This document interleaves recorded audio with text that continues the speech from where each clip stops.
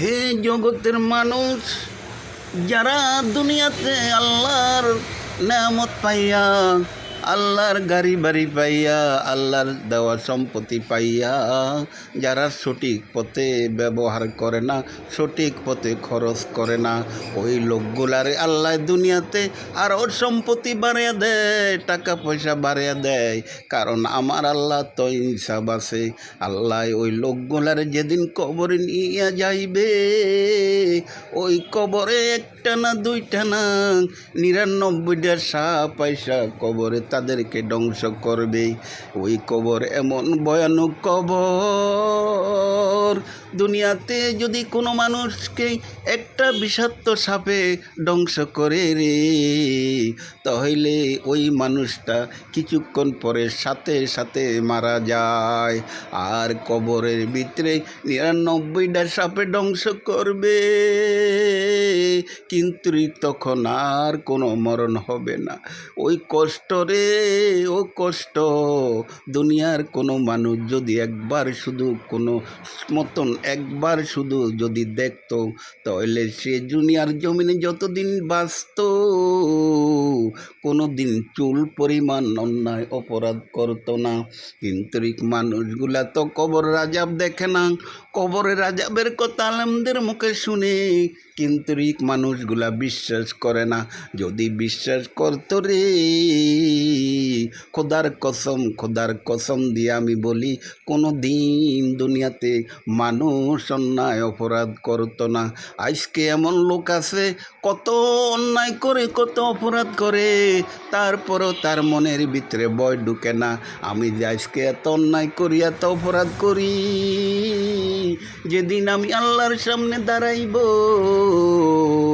রাসূলের সামনে যেদিন দাঁড়াইব, আমার রাসূলের সামনে আমি কেমনে দাঁড়াইয়া মুখ দেখাইব, আমার আল্লাহর সামনে দাঁড়াইয়া কেমনে মুখ দেখাইব। কারণ দুনিয়াতে তো আল্লাহ দয়া করিয়া মায়া করিয়া খাওয়াইতেছে, পড়াইতেছে, মান সম্মান ইজ্জত নিয়ে বাঁচাইয়া রাখতেছে। কিন্তু কদিন তো আল্লাহ পাক চুল পরিমাণ কাউকে ছাড় দিবে না। কারণ যার নেক বেশি, যার আমল বেশি, তাকে আল্লাহ নূরের টুপি মাথায় দিয়া জান্নাত প্রবেশ করাইয়া দিবে, জান্নাতুল ফেরদাউসে পৌঁছাইয়া দিবে। ফেরেশতারা মারে তাকবীর আল্লাহু আকবার কইতে কইতে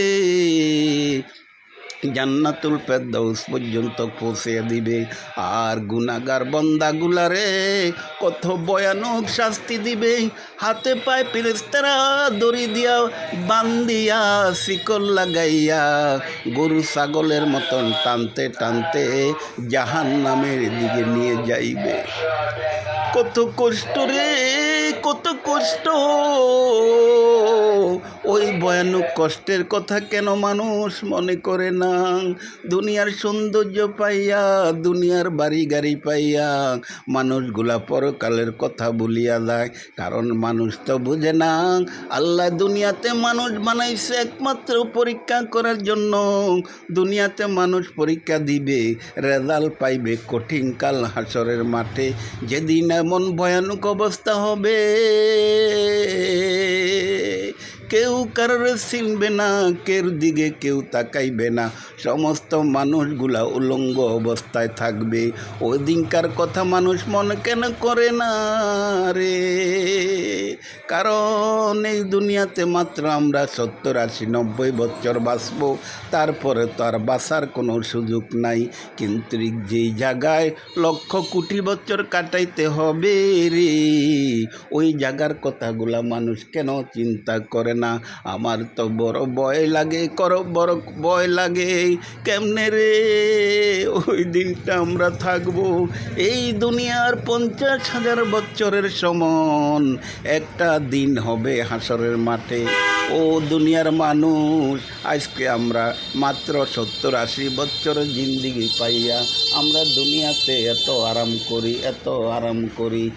আর যেদিন ওই ভয়ানক অবস্থা হবে, সেদিন আমরা কি করব, কোথায় যাইব? সেদিন তো কোনো গাছের ছায়া থাকবে না, ঘরের ছায়া থাকবে না, খোলা আসমান, মুডুমাত সূর্য থাকবে মাথার উপরে, নিচে থাকবে তামার জমিন। ওদিনকার কথা মনে কর রে মানুষ, তোমাদের হাতে ধরে বলি, পায়ে পড়ে বলি, ওই দিনকার কথাটা একটু মনে করিয়া